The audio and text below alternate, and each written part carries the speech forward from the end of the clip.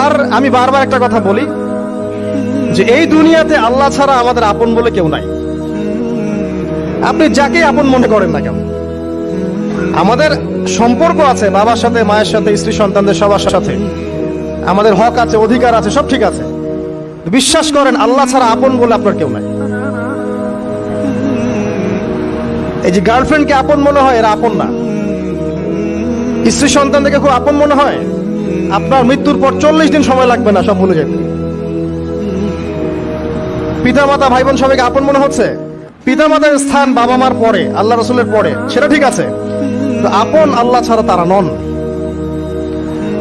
আপনি তাদের মনোভূত ভাবে নিজে প্রতিষ্ঠিত হতে পারবেন না, তারা আপনাকে চিনবে না। বলো সারাটা জীবন তোর পিছনে এত টাকা ঢাললাম, কি করলি? কিছু করতে পারলি না। আবার এখন যারা পিতা মাতা হয়েছেন, সন্তানদেরকে আপন মনে হচ্ছে, দেখবেন এই সন্তানকে আপনি আপনার মনোভূত ভাবে সম্পত্তি দিতে পারবেন না, ভরণ পোষণ দিতে পারবেন না। এই সন্তান বড় হয়ে আপনাকে বৃদ্ধাশ্রমে পাঠিয়ে দিতে পারে, নাউজুবিল্লাহ। অথবা আপনার সাথে এই সন্তানই খারাপ ব্যবহার করবে। আপন মনে হচ্ছে? আল্লাহ ছাড়া কেউ আপন না। আল্লাহ ছাড়া আপন কেউ না। আর আল্লাহ ছাড়া সত্যিকার অর্থে আপনাকে আমাকে ভালো কেউ বাসে না। শুধু আল্লাহ আপনাকে ভালোবাসেন। এটা আপনারা হারে হারে উপলব্ধি করবেন যত দিন যাবে ইনশাআল্লাহ। তাই শুধু সেই আল্লাহর জন্যই নিজেকে খালেস করে দেন, আর যার যার হক তাকে তাকে দিয়ে দেন। দুনিয়াতে শান্তিতে থাকার ফিলোসফি বলছি, philosophy of happiness in this হায়াতুদ দুনিয়া, সেটা হচ্ছে যার যার হক তাকে তাকে দিয়ে দেন, নিজের হক আল্লাহর কাছে চেয়ে নেন।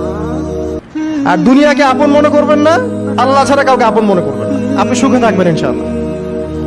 দুনিয়ার দাসত্ব করবেন, আল্লাহ ছাড়া অন্য মানুষদেরকে আপন মনে করে নিবেন, দেখবেন আপনি পদে পদে কষ্ট পাবেন। কারো কাছে আশা করেন না, কষ্ট পাবেন না। আমি এই প্রসঙ্গে কথাগুলো বললাম যে দুনিয়াকে আপন মনে করতে নাই, আর আল্লাহকে আপন মনে করতে হয়। আল্লাহকে আপন মনে করলে তখন আমার উপর কিছু দায়িত্ব চলে আসে। কি দায়িত্ব? আল্লাহ আমাকে সৃষ্টি করেছেন, রিজিক দিয়েছেন, লালন পালন করছেন, বাঁচিয়ে রেখেছেন, তার হাতে আমার মৃত্যু, তার হাতে সবকিছু। তো এখন আল্লাহ পাকের জন্য নিজের জীবনটাকে খালেস করে নেওয়া, যেভাবে আল্লাহ পাক চলতে বলেছেন সেভাবে চলা, যেগুলোকে আল্লাহ পাক নিষেধ করেছেন বর্জন করা। আর রাসূলুল্লাহ সাল্লাল্লাহু আলাইহি ওয়াসাল্লামের সুন্নাহ আল্লাহ পাক রেখে দিয়েছেন আমাদের সামনে। এই সুন্নাহগুলো যদি আমরা অনুসরণ করতে পারি, ইনশাআল্লাহ এই দুনিয়াতে কিছু পাই বা না পাই, ইনশাআল্লাহ পরকালে আপনি আল্লাহর ক্ষমা পাবেন ইনশাআল্লাহ তাআলা। কোরআনের সূরাগুলার